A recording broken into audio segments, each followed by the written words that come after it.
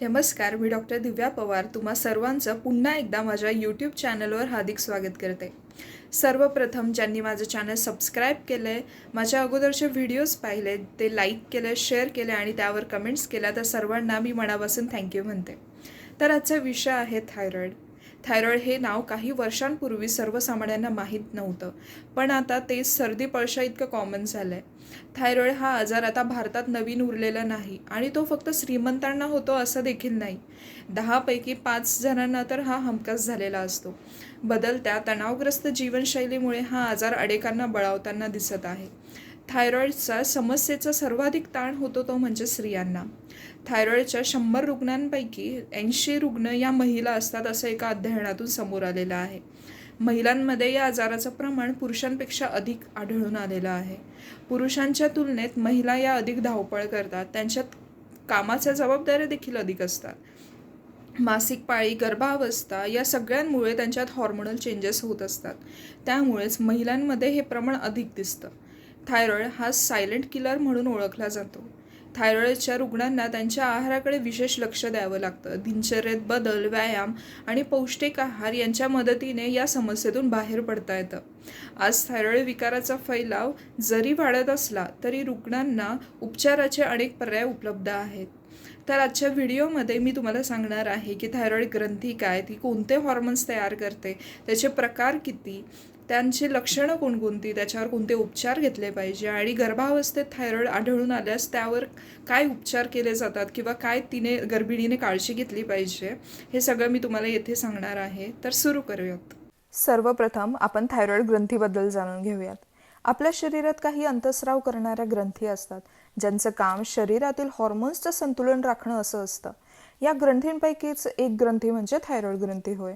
Thyroid ग्रंथीचा आकार हा एका फुलपाखरासारखा असतो आणि ती गळ्याच्या खालच्या आणि ट्रॅकियाच्या दोन्ही बाजूला असते. तिच्यात 2 लोब्स असतात, म्हणजे राईट अँड लेफ्ट, आणि हे जेथे जोडले जातात त्याला इस्थमस असं म्हणतात. थायरॉईड ग्रंथीचं वजन हे 20 ते 30 ग्रॅम असतं. स्त्रियांमध्ये ती थोड्या मोठ्या आकाराची असते. तिचं मुख्य कार्य म्हणजे शरीराच्या चयापचय क्रियेचं नियंत्रण ठेवणं हे असतं. याबरोबरच शरीरातील अनेक क्रियांच्यासाठी देखील तिची आवश्यकता असते. उदाहरणार्थ शरीरातील कॅलरी किंवा ऊर्जा जाळण्याचा वेग नियंत्रणात ठेवणं, शरीराचं तापमान नियंत्रित ठेवणं, स्नायू व नसांना बळकटी देणं, थायरॉईड संप्रेरकांचं उत्सर्जन करणं, शरीरातील पेशींना किती ऊर्जा वापरायची इत्यादी ती सांगत असते. योग्य प्रकारे काम करणारी थायरॉईड ग्रंथी ही शरीराची चयापचय क्रिया समाधानकारक गतीने चालू ठेवण्यासाठी आवश्यक प्रमाणात संप्रेरकांचं उत्पादन करते. संप्रेरक हे जसे जसे वापरले जातात तशी त्यांची भरपाई ही थायरॉईड करत असते. रक्तातील थायरॉईड ग्रंथीचं संप्रेरकांचं प्रमाण हे पियुषिका ग्रंथी म्हणजेच पिच्युटरी ग्रंथीद्वारे केलं जातं. आता बघूया थायरॉईड ग्रंथी आणि तिचे हॉर्मोन्स कसे बनतात. जसे की तुम्ही या इमेजमध्ये बघताय, तुम्हाला जे वर्तुळ दिसतंय त्याला फॉलिकल्स असं म्हणतात. अशी अनेक फॉलिकल्स एकत्र येऊन थायरॉईड ग्लँड बनवत असतात. फॉलिकलमध्ये असणाऱ्या पेशींना फॉलिक्युलर सेल्स म्हणतात. फॉलिकलच्या बाहेर असलेल्या पेशींना पॅराफॉलिक्युलर सेल्स म्हणतात. म्हणजे इथे 3 गोष्टी आल्यात. एक फॉलिकल, त्यांच्यामध्ये असणारे फॉलिक्युलर सेल्स आणि त्यांच्या बाहेर असणारे पॅराफॉलिक्युलर सेल्स. फॉलिकलच्या मध्ये एक जे लिक्विड आहे त्याला थायरोग्लोब्युलिन असं म्हणतात. हे झालं थायरॉईड ग्लँडचं फॉर्मेशन कसं होतं ते. आता जे फॉलिक्युलर सेल्स असतात ते 2 प्रकारचे हॉर्मोन्स सिक्रेट करतात. एक म्हणजे ट्राय आयोडोथायरोनिन म्हणजे T3 आणि दुसरा टेट्रा आयोडोथायरोनिन म्हणजे T4. तर पॅराफॉलिक्युलर सेल्स हे कॅल्सिटोनिन सिक्रेट करत असतात. T3 हे हॉर्मोन 10 ते 30 मायक्रोग्रॅम आणि T4 हे 60 ते 90 मायक्रोग्रॅम अशा स्वरूपात बाहेर पडत असतं. आता थायरॉईड ग्लँड या हॉर्मोन्सची निर्मिती कशी करते याचं बेसिक्स मी तुम्हाला सांगते. तर जे फॉलिकलमधले थायरोग्लोब्युलिन असते ते हॉर्मोन्स बनवण्यासाठी अतिशय महत्त्वाचे असते. पण त्यासोबतच 2 अशी तत्व असतात, ते म्हणजे आयोडीन आणि टायरोसिन, जे आपल्याला आहारातून मिळत असतात. थायरोग्लोब्युलिनमध्ये जेव्हा आयोडीन आणि टायरोसिन यांच्या दोघांच्या एकत्रीकरणातून आयोडिनेशन होतं तेव्हा त्यातून मोनोआयोडोटायरोसिन म्हणजे MIT आणि डायआयोडोटायरोसिन म्हणजे DIT तयार होत असतात. MIT आणि DIT यांच्या दोघांच्या एकत्रीकरणातून T3 हॉर्मोन तयार होत असतो. तर DIT आणि DIT या दोघांच्या एकत्रीकरणातून T4 हॉर्मोन तयार होत असतो. थायरॉईड हॉर्मोन्स हे थायरोग्लोब्युलिनमध्ये 4 ते 6 महिने स्टोर्ड आणि तयार होत असतात. म्हणूनच डॉक्टर 6 महिन्यांनी थायरॉइड हॉर्मोन्स चेक करण्याचा सल्ला देत असतात. रक्तातील थायरॉइड हॉर्मोनचे प्रमाण हे मेंदूच्या खालच्या भागात कवटीच्या मध्यभागी स्थित असलेली पीयूषिका ग्रंथी नियंत्रित करत असते. या पीयूषिका ग्रंथीला जेव्हा अतिप्रमाणातील किंवा कमी प्रमाणातील थायरॉइड संप्रेरकांची जाणीव होते, तेव्हा शरीरातील संप्रेरक म्हणजे थायरॉइड स्टिम्युलेटिंग हॉर्मोन TSH कमी जास्त करते आणि तो थायरॉइडला पाठवून तिला काय करायचं असतं ते सांगत असते. आता पाहूयात थायरॉइड आजाराचे प्रकार किती व कोणते. साधारणपणे थायरॉइडचे 2 प्रकार आहेत, हायपो आणि हायपर. या व्यतिरिक्त इतर देखील काही प्रकार आहेत, ते पुढील प्रमाणे. जसं पहिलं आहे हायपरथायरॉइडिझम. याच्यात तुमची ग्रंथी क्षमतेपेक्षा अधिक कामं करतात. जेव्हा थायरॉइड ग्रंथी ही थायरॉइड हॉर्मोन जास्त प्रमाणात उत्सर्जित करते तेव्हा त्याला हायपरथायरॉइडिझम असं म्हणतात. रक्ताची चाचणी केल्यानंतर तुम्हाला याबद्दल कळू शकते. पुढचं आहे ऑटोइम्युन हायपरथायरॉइडिझम. जेव्हा हायपरथायरॉइडिझमचं प्रमाण अधिक वाढतं तेव्हा हा प्रकार दिसून येतो. हा प्रकार पटकन ओळखता येत नाही. या प्रकारात तुमची स्वतःची इम्युन सिस्टीम तुमच्या थायरॉइडवर अटॅक करून तिला डॅमेज करत असते. यासाठी देखील तुम्हाला रक्ताची चाचणी करण्याची गरज असते. पुढचा आहे हायपोथायरॉइडिझम. जेव्हा थायरॉइड ग्रंथी ही थायरॉइड हॉर्मोन्स कमी प्रमाणात उत्सर्जित करते तेव्हा हा विकार उद्भवतो. हा विकार शोधण्याचा सोपा उपाय म्हणजे थायरॉइड स्टिम्युलेटिंग हॉर्मोन अर्थात TSH ची तपासणी करणं. हॉर्मोन थेरपी घेऊन या विकारावर नियंत्रण मिळवता येऊ शकतं. पुढे आहे गलगंड. थायरॉइड ग्रंथीची होणारी अनिर्बंध वाढ म्हणजे गलगंड होय. हायपो किंवा हायपरथायरॉइडिझममध्ये देखील ही स्थिती येऊ शकते. तसेच आयोडीनची मात्रा कमी झाल्यानेही गलगंड होतो. गरोदर मातांच्या आहारात आयोडीनचे प्रमाण कमी असल्यास जन्माला येणाऱ्या बाळात थायरॉइड ग्रंथीची समस्या आढळून येऊ शकते. अनेक प्रगत देशांमध्ये जन्मलेल्या अनेक बाळांची हायपोथायरॉइडिझमची तपासणी करण्यात येते. पुढे आहेत थायरॉइड नोड्यूल्स. ग्रंथीमध्ये गाठी आल्याने हा विकार उद्भवतो. MRI किंवा इतर तपासण्या करून याचं निदान लावण्यात येतं. गाठ आलेल्या अगदी कमी पेशंट्समध्ये ती कॅन्सरची असण्याची शक्यता असते. उर्वरित पेशंट्समध्ये या गाठींवर उपचार किंवा सर्जरी करून ती काढून टाकता येते. आता या थायरॉइडची काही कारणं आहेत, त्यांच्यापैकी काही सामान्य कारणे मी इथेच सांगते. आपण प्रकारांनुसार पुढे पाहूयातच आणि ती तुम्हाला माहीत हवीत. त्यामुळे तुम्हाला हा त्रास झाला आहे की नाही हे लक्षात येईल. जसे आयोडीनची कमतरता. तुमच्या आहारात आयोडीनचं योग्य प्रमाण असणं आवश्यक असते. जर तुमच्या आहारातील आयोडीनचं प्रमाण कमी झाले असेल तर तुम्हाला हा त्रास होण्याची शक्यता असते. दुसरे म्हणजे औषधांचे दुष्परिणाम. काही औषधे तुमच्यातील हॉर्मोन्सचे प्रमाण वाढवत असतात. जर तुम्ही कोणत्या आजाराने ग्रस्त असाल आणि तुमची औषधे सुरू असतील तर त्यांचा परिणाम देखील तुमच्यावर होऊ शकतो. काही वेळा बाळंतपणानंतर देखील अनेक महिलांना थायरॉइडचा त्रास होतो, पण हा तात्पुरता स्वरूपाचा असू शकतो. या दिवसात स्त्रियांच्या शरीरामध्ये बरेच हॉर्मोनल चेंजेस होतात. शिवाय जर तुम्हाला हा त्रास असेल तर तुमच्या फर्टिलिटीवर याचा परिणाम होऊ शकतो. जेव्हा महिलांच्या शरीरामध्ये थायरॉइड ग्रंथी पुरेशा प्रमाणात थायरॉइड हॉर्मोन्स निर्मिती करत नाहीत त्यावेळेस थायरॉइडचा त्रास हा वाढत असतो. पुढचं आहे ताणतणाव, स्ट्रेस. हल्ली आपले लाईफस्टाईल खूप बदललं आहे. धावपळीच्या युगात कधीही आणि कसंही खाल्लं जातं. तुमची ही सवय तुमच्या आरोग्यासाठी हानिकारक ठरू शकते. तुमच्या थायरॉइड ग्रंथीच्या कार्यात बिघाड होऊन तुम्हाला थायरॉइडचा त्रास निर्माण होऊ शकतो. अनेकदा थायरॉइडचा आजार होण्याचे कारण अनुवंशिकता असते. जर तुमच्या कुटुंबात कोणाला जसे आईची आई, मावशी यांना थायरॉइडचा त्रास असेल तर तुम्हाला देखील होण्याची शक्यता अधिक असते. त्यामुळे तुम्ही आहाराच्या बाबतीत काळजी घेणं आवश्यक आहे. आता थायरॉइडच्या कॉमन असलेल्या 2 प्रकारांची माहिती घेऊयात. शरीरात थायरॉइडचे 2 प्रकारचे त्रास उद्भवू शकतात. या दोन्हींची लक्षणं आणि त्यामुळे होणाऱ्या समस्याही वेगवेगळ्या आहेत. पहिला आहे तो हायपोथायरॉइडिझम. आजच्या जगामध्ये सुमारे 27 मिलियन लोक हायपोथायरॉइडिझमने ग्रस्त आहेत. यात काय होतं तर थायरॉइड ग्रंथी हॉर्मोन्सच्या पातळीत घट करते. त्यामुळे व्यक्तीला कोणताही आजार नसला तरीही पचनाचा वेग कमी होतो. त्यावर उपचार करण्यासाठी रुग्णाला थायरॉइड हॉर्मोन्स दिले जातात. एखाद्या व्यक्तीला हायपोथायरॉइडिझम आहे किंवा नाही हे माहिती करून घेण्यासाठी T3 आणि T4 यांची कमतरता आहे का किंवा नाही आणि TSH मध्ये वाढ झाली आहे का याची तपासणी करून घ्यावी लागते. खालील काही स्थितींमध्ये हायपोथायरॉइडिझम हा होऊ शकतो. जसे थायरॉइडायटिस म्हणजे थायरॉइड ग्रंथीचं इन्फ्लमेशन. यामुळे तयार होणाऱ्या संप्रेरकांचं प्रमाण कमी होतं. हॉशिमोटोज म्हणजे क्रॉनिक इन्फ्लमेशन ऑफ थायरॉइड, प्रसवोत्तर असणारा थायरॉइड, आयोडीनची कमतरता असणारा थायरॉइड, तसेच कार्य न करणारी थायरॉइड ग्रंथी. ही समस्या प्रत्येक नवजात 4,000 बालकांमध्ये एकाला होते. ही समस्या ठीक न केल्यास ते मूल शारीरिक आणि मानसिकदृष्ट्या विकलांग होऊ शकते. आता हायपोथायरॉइडिझमची लक्षणं पाहूयात. यात थायरॉक्सिनची लेव्हल सामान्य प्रमाणापेक्षा कमी असल्यामुळे अप्रत्यक्षपणे थकवा व अशक्तपणा जाणवतो. वारंवार मोठ्या प्रमाणात मासिक स्राव तसेच महिलांमध्ये मासिक पाळीचं चक्रही अनियमित होतं. विसर भोळेपणा, चयापचयाचा वेग सरासरीपेक्षा खूप कमी होतो. त्यामुळे शरीरातील अतिरिक्त चरबीचं रूपांतर होणं थांबतं आणि अचानक वजन वाढायला सुरुवात होते. त्वचा आणि केस कोरडे खरखरीत होतात. आवाज घोगरा होतो. थंडी सहन होत नाही. बद्धकोष्ठता, चेहऱ्यावर सूज, चेहरा कोमजणं, नैराश्य, चिडचिड होणं या प्रकारची लक्षणं आहेत. सध्या हायपोथायरॉइडिझम या प्रकारचे प्रमाण वाढत चालले आहे. विशेषतः स्त्रियांमध्ये याचे प्रमाण जास्त आढळते. बऱ्याचदा गरोदरपणात याची सुरुवात होते. पुढचं आहे हायपरथायरॉइडिझम. यामध्ये थायरॉइड ग्रंथी हॉर्मोन्सच्या पातळीत वाढ करतात. त्यामुळे चयापचयाचा वेग वाढतो. हायपरथायरॉइडिझममध्ये व्यक्तीच्या शरीरातील T3 आणि T4 मध्ये वाढ होते, तर TSHचं प्रमाण कमी होतं. पुढील काही स्थितींमध्ये हायपरथायरॉइडिझम होतो त्या आहेत ग्रेव्हज डिझीज. या रोगामुळे संपूर्ण थायरॉइड ग्रंथी ही अतिक्रियाशील होऊ शकते आणि अतिप्रमाणात संप्रेरक उत्पादित करते. थायरॉइडच्या अंतर्गत नोड्यूल्स असल्यास ते अतिकार्यशील होतात. थायरॉइडायटिस ही समस्या वेदनामय किंवा वेदनारहित असू शकते.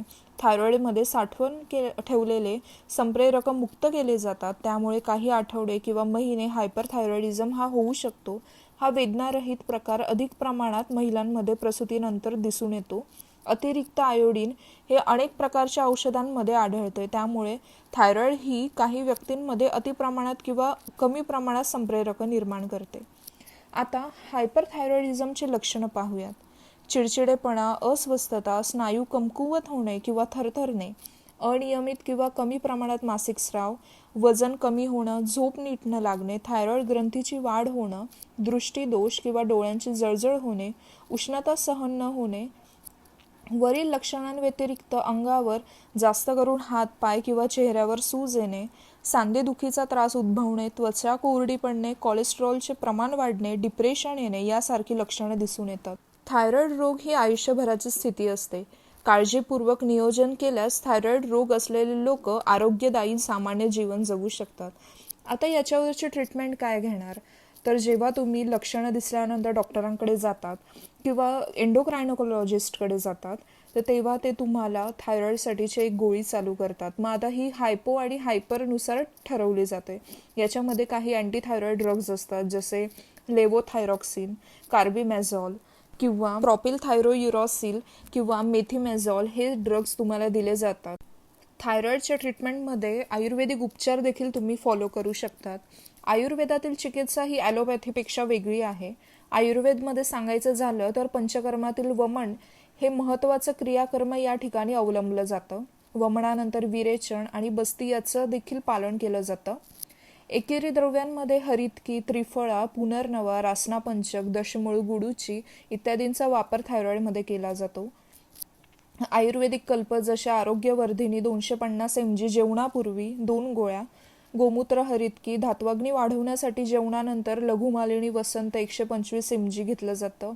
यासोबत गोक्षुरादी गुग्गुळ, धातुपाचके, योगराज गुग्गुळ, कांचनार गुग्गुळ, मेदोहर गुग्गुळ, दशमूलारिष्ट, महायोगराज गुग्गुळ, पुनर्नवाष्टकवात, पुनर्नवा गुग्गुळ, रसायन म्हणून गुडूचे सिद्ध दूध, पुनर्नवा मंडूर यांचा वापर थायरॉइडमध्ये केला जातो. हे सर्व कल्प दीपण पाचन रूपी लंघन करणारे असून लक्षण व अवस्थेनुसार त्यांचा उपयोग केला असता रुग्णाला पूर्णतः उपशय मिळतो.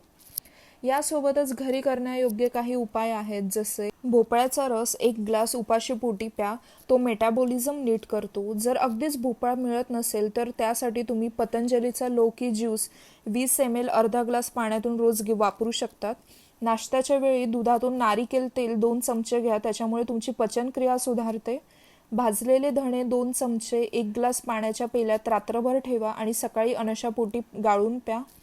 विदारी म्हणजे बुही कोवळा याचं चूर्ण 5 ग्रॅम सकाळी उठल्याबरोबर सेवन करा. आहारात दही, कांदा, ज्वारीची भाकरी घ्या.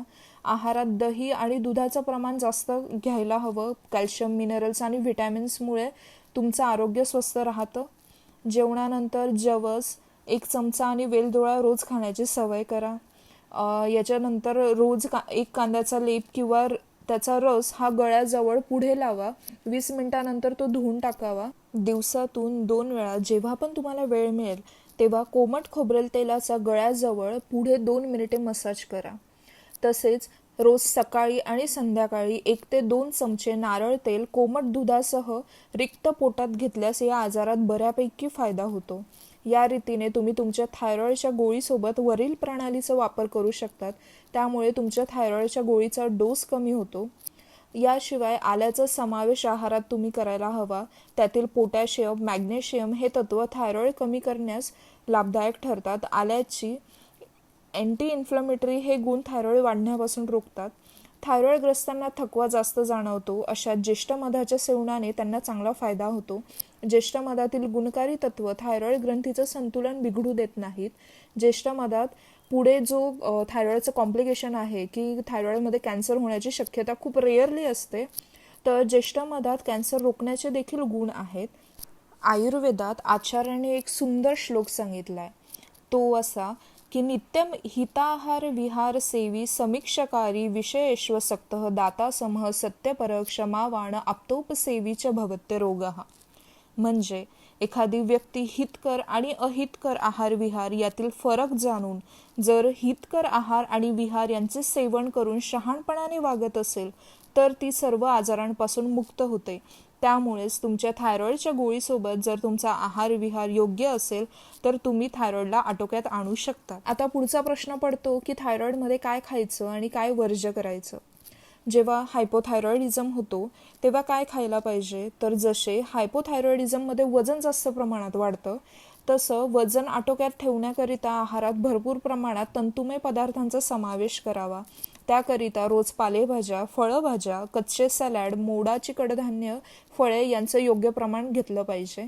थोड्या थोड्या अंतराने किंवा थोड्या थोड्या प्रमाणात तुम्ही खाल्लं पाहिजे. थायरॉईड ग्रंथीचं कार्य योग्य प्रकारे होण्यासाठी आयोडीन या खनिज द्रव्याची गरज असते. त्यामुळे आयोडीनयुक्त मिठाचा वापर करायला हवा. या व्यतिरिक्त ब जीवनसत्व, लोह, सिलेथियम, टायरोसिन, ओमेगा 3 फॅट्स, अँटीऑक्सिडंट्स या अन्न घटकांचा देखील रोजच्या आहारात योग्य प्रमाणात समावेश करायला हवा. त्याकरिता रोजच्या आहारात पालेभाज्या, दही, ताक, दूध, अंडी, चिकन, मासे, खजूर, गूळ, आळीव, नाचणी, सुकामेवा जसे बदाम, अक्रोड, काळे मनुके, फुटाणे, सर्व प्रकारची फळं, भाज्या यांचा समावेश तुम्ही केला पाहिजे. तर आता काय खाऊ नये? कॅफेन असलेले पदार्थ म्हणजेच कॉफीचं सेवन टाळा. गायट्रोजनचे घटक असणारे पदार्थ रोजच्या आहारात घेणं टाळा. हा घटक थायरॉईड ग्रंथीच्या कार्यामध्ये अडथळा निर्माण करतो. त्यामुळे ग्रंथीचे कार्य मंदावते. याकरिता आहारात हा घटक असणारे पदार्थ जसे सोयाबीन, त्याचे पदार्थ, रताळे, कोबी, फ्लॉवर, शेंगदाणे हे पदार्थ कच्चे खाणे टाळा. कोबी, फ्लॉवर शिजवून खाण्यास हरकत नाही. रताळे उकळून प्रमाणातच तुम्ही खाऊ शकतात. त्यानंतर अल्कोहोलचं सेवन, तंबाखू, गुटखा यांचं सेवन टाळा. धूम्रपान करू नका. योग्य आहारासोबत नियमित व्यायाम करणं देखील अतिशय महत्त्वाचं आहे. वजन आटोक्यात ठेवण्यासाठी तसेच शरीरातील मेटाबॉलिझम योग्य प्रमाणात ठेवण्यासाठी नियमित व्यायाम करणं हे देखील तितकंच महत्त्वाचं आहे. हायपोथायरॉइडिझमच्या उपचारामध्ये काही योगासनांचा अभ्यास करणं गरजेचं आहे. जसे सर्वांगासन, अधोमुख आसन म्हणजेच विपरीत करणे, जानू शीर्षासन, मत्स्यासन, हलासन, मार्जरासन, वेगाने केलेले सूर्यनमस्कार या आसनांच्या दबावाच्या परिणामामुळे थायरॉईड ग्रंथी उत्तेजित होते. ती व्यवस्थित कार्य करू लागते. तसेच दबावाच्या परिणामामुळे डोक्यातील इतर ग्रंथी जसे पियुषिका, पिनियल ग्रंथी यांना सुद्धा चालना मिळते आणि त्या अप्रत्यक्षरित्या थायरॉईड ग्रंथीच्या कार्याला नियंत्रित करत असतात आणि त्यामुळे थायरॉईड ग्रंथी ही ॲक्टिवेट होते. आता ज्या वेळेस हायपरथायरॉइडिझम असतं तेव्हा हिरव्या भाज्या, संपूर्ण धान्य, ब्राऊन ब्रेड, ऑलिव्ह ऑइल, लिंबू, हर्बल किंवा ग्रीन टी, अक्रोड, जांभूळ, स्ट्रॉबेरी, गाजर, हिरवी मिरची, मध यांचे सेवन करा. आणि मैद्याने बनवलेले पदार्थ, pasta, Maggi, white bread, soft drinks, alcohol, caffeine, red मीठ, जास्त गोड असलेले पदार्थ जसे मिठाई, चॉकलेट यांचं सेवन करू नका. आता हायपरथायरॉइडिझमच्या उपचारांमध्ये देखील काही योगासनांचा अभ्यास करणं गरजेचं आहे. जसे सेतुबंध आसन, मार्जर आसन, शिशु आसन, शवासन, मंद गतीने केलेले सूर्यनमस्कार, त्याच्या जोडीला मंत्रोच्चार, उज्जयी, भ्रामरी, नाडी शोधन आणि शीतली आणि शीतकारी यासारखे थंडावा देणारे प्राणायाम हे हायपरथायरॉइडिझमच्या लक्षणांना नियंत्रणात ठेवण्यासाठी प्रभावी मानले जातात. यासोबतच हायपो आणि हायपरमध्ये रोज काही मिनिटे ध्यान करणे हा एक चांगला उपाय आहे. हायपोथायरॉइडिझमचे रुग्ण हे त्यांच्या विकारामुळे जर निरुत्साही असतील तर त्यांनी जागरूकपणे शारीरिकदृष्ट्या कार्यक्षम असणं गरजेचं आहे आणि इथे तुमची इच्छाशक्ती सबळ करण्यात ध्यानधारणाचा फायदा होईल. तुम्ही पंचकोशा आणि हरिओम ध्यान करू शकता. थायरॉइड विकाराचे मुख्य कारण हे तणाव असतं असं मानलं जातं आणि ध्यानाने मन शांत आणि शिथिल राहतं आणि दैनंदिन तणाव कमी राहतो. दररोज काही मिनिटे ओमचे उच्चारण करण्याने सुद्धा मदत होते. उच्चारण केल्यानंतर एक छोटी कृती करू शकतात. तुमचा हात थायरॉइड ग्रंथीवर ठेवा आणि ती बरी होऊ लागली आहे हे असं जाणा. मंत्रोच्चाराची सकारात्मक ऊर्जा थायरॉइड ग्रंथीला उत्तेजित करते. यासोबत योगनिद्रा म्हणजे मृतक शरीराप्रमाणेही हायपो व हायपर या दोन्हींमधील तणाव कमी करण्यास, शांत करण्यात मदत करतो. हायपरथायरॉइडिझमचे रुग्ण ज्यांना झोप लागत नाही अशांना योगनिद्रा जणू आपण दिवसा घेतो तशा डुलकीचे काम करतं आणि शरीराला पुरेसा आराम देतं. आता पाहूया गरोदरपणातील थायरॉइड. प्रेग्नेन्सीमध्ये थायरॉइड ग्रंथी ही खूप महत्त्वाची भूमिका बजावते.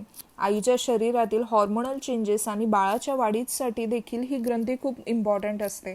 प्रेग्नेन्सीमध्ये जर आधीपासूनच हायपोथायरॉइडिझम किंवा हायपरथायरॉइडिझम असेल तर तुम्हाला विशेष काळजी घेणं आवश्यक असतं.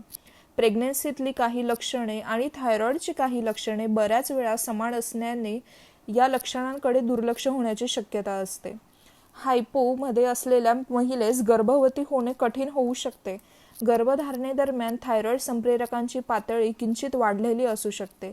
ओव्हर ॲक्टिव्ह थायरॉइड असलेल्या महिलांना गर्भधारणेदरम्यान त्यांचे थायरॉइड किंचित वाढलेले आढळू शकते. अशा काही स्त्रिया ज्या प्रोण असतात पण त्यांचं अगोदर निदान झालेलं नाही अशांना गर्भधारणेदरम्यान थोडा हायपर ॲक्टिव्ह थायरॉइड असू शकतो. ज्या स्त्रिया गर्भधारणेच्या पूर्वीपासून उपचार घेत आहेत त्यांना त्याच थेरपी कंटिन्यू असतात. फक्त थायरॉक्सिन डोसची आवश्यकता सहसा वाढत गेल्यामुळे औषधोपचारात त्यानुसार ते कंबाईन केलं जातं. लेवोथायरॉक्सिन ही गरोदरपणात घेणं सुरक्षित आहे कारण त्यात नैसर्गिक संप्रेरक सारखीच वैशिष्ट्ये असतात. एखाद्या प्रेग्नेंट वुमनला जर गर्भधारणेच्या पूर्वीपासूनच हायपरथायरॉइडिझम असेल तर तो तिने नियंत्रणात ठेवला पाहिजे. गर्भधारणेदरम्यान उपचार न केलेल्या हायपरथायरॉइडिझममुळे काही कॉम्प्लिकेशन्स होतात जसे गर्भपात होतो, लवकर डिलिव्हरी होते किंवा बाळाची वाढ खुंटते. परत बाळाचं वजन कमी असतं, मातेचा उच्च रक्तदाब, परत हृदयविकाराशी संबंधित असे काही आजार आढळून येतात.